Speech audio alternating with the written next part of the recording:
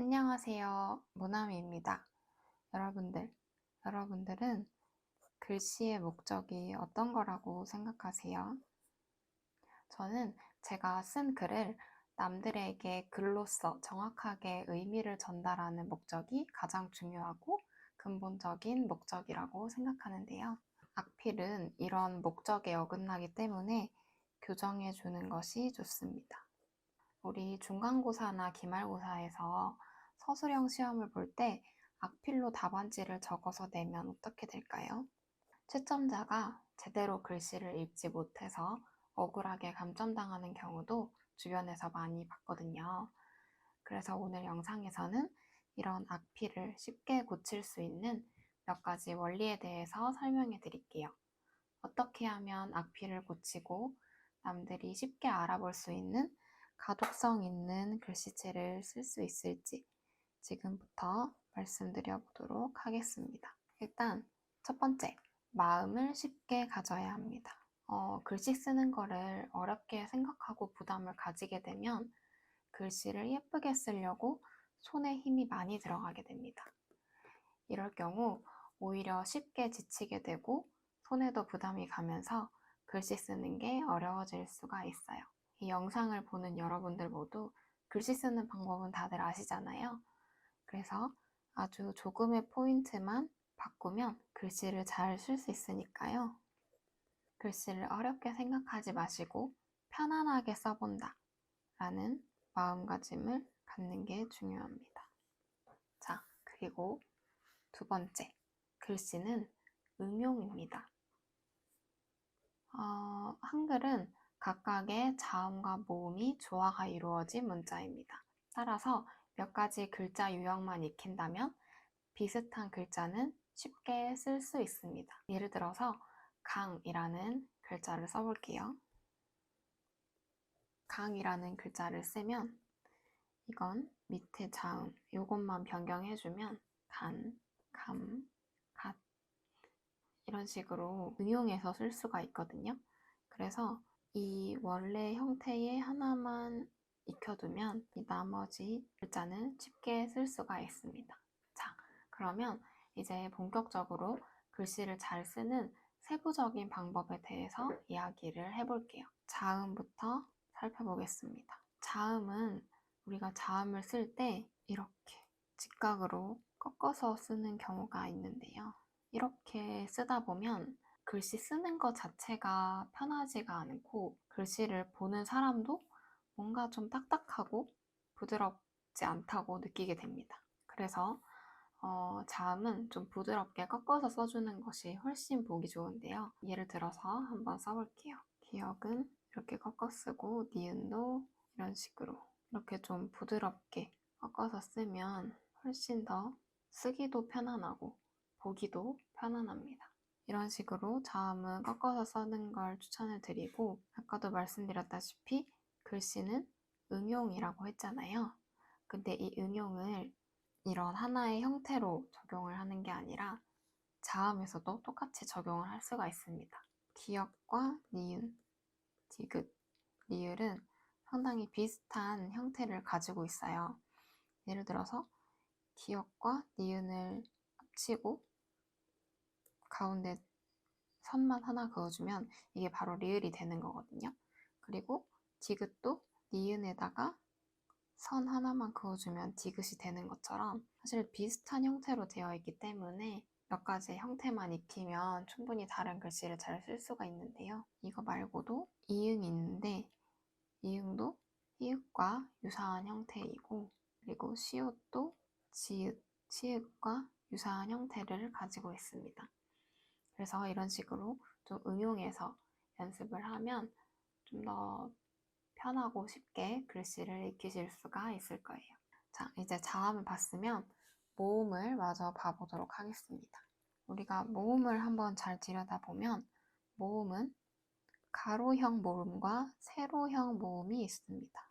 가로형 모음에는 예를 들어서 으, 우, 유, 오, 요 이런 것들이 있고 세로형 모음에는 아, 야, 여, 이 이런 식의 세로형 모음이 있거든요. 근데 이걸 보시면 가로형이든 세로형이든 이런 식으로 선으로 다 이루어져 있어요. 그래서 이 선을 잘 쓰는 거를 우리가 연습을 해야 됩니다. 선을 잘 쓰려면 어떻게 해야 되냐?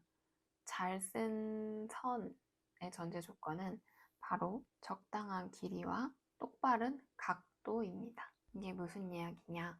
하나씩 이야기를 해볼게요. 자, 먼저 적당한 길이에 대해서 이야기를 해볼게요. 가로선이든 세로선이든 이게 너무 짤뚱막하게 쓰면 글씨가 답답하고 소심해 보여요. 답답하고 소심해 보이지 않기 위해서 적당한 길이로 글씨를 쓰는 게 중요합니다. 간단하게 예시를 들어서 한번 글씨를 써볼게요.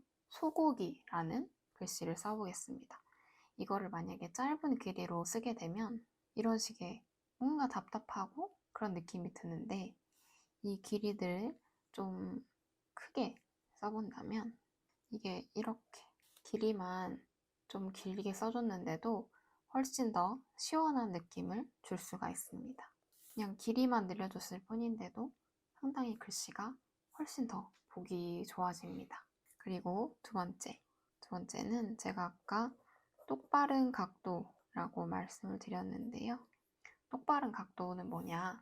우리가 가로선, 세로선을 그을 때 이게 만약에 이렇게 똑바르지 않고 뭐 이렇게 올라간다거나 내려간다거나 이도 세로도 이렇게 휜다면 이렇게 되면 글씨 전체의 형태가 흔들려 보이기 때문에 아무리 자음을 예쁘게 쓴다고 해도 전체의 조화가 안 예뻐 보이거든요. 그래서 이것도 한번 예시를 들어서 글씨를 써볼게요. 예를 들어서 연필이라는 글씨를 써보도록 하겠습니다. 뭔가 글씨가 이상해 보이죠? 근데 이거를 빠르게 쓰면 이렇게 좀 글씨가 전체적인 조화가 잘 이루어지고 쭉 뻗으면서 보기 좋아지는 모습이 됩니다. 이렇게 몇 가지의 팁들을 제가 말씀드렸는데 이제 예시 문장을 한번 같이 써보도록 할게요.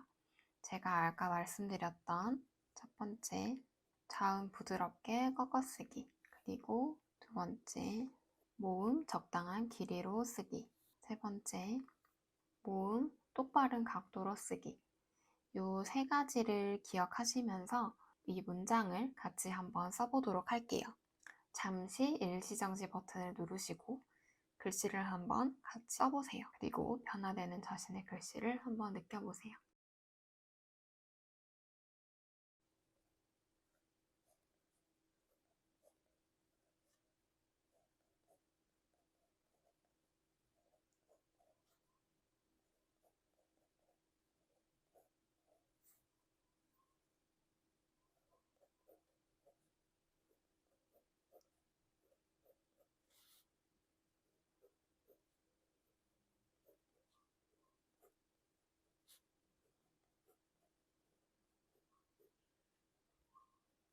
자, 이렇게 글씨를 한번 써봤는데요. 어떠세요? 자음 부드럽게 꺾어쓰기, 모음 적당히 길게 쓰기, 그리고 모음 일직선으로 곱게 쓰기. 되게 간단한 원칙이지만 글씨의 모양이 뭔가 확 달라지시지 않았나요? 이처럼 악필은 몇 가지 습관만 고쳐주면 쉽게 변할 수가 있습니다. 사실 저도 처음부터 글씨를 잘 쓴 것은 아니었어요. 저는 어릴 때 항상 칭찬을 받으려고 노력하던 학생 중에 한 명이었는데요. 초등학교에 입학해서 국어 시간에 글씨를 썼는데 당연히 저도 처음엔 예쁘게 글씨를 잘 못 썼죠. 근데 다른 친구가 글씨를 잘 써서 선생님들께 칭찬받는 모습을 봤어요. 근데 그 모습이 어린 마음에 너무 부러웠나 봐요. 그래서 저는 그때부터 글씨 쓰는 연습을 했고 나중에는 경시대회라고 해서 글씨를 잘 쓰는 대회가 있었거든요. 거기에서 상도 탔답니다. 제가 초등학생 때 이야기이긴 하지만요.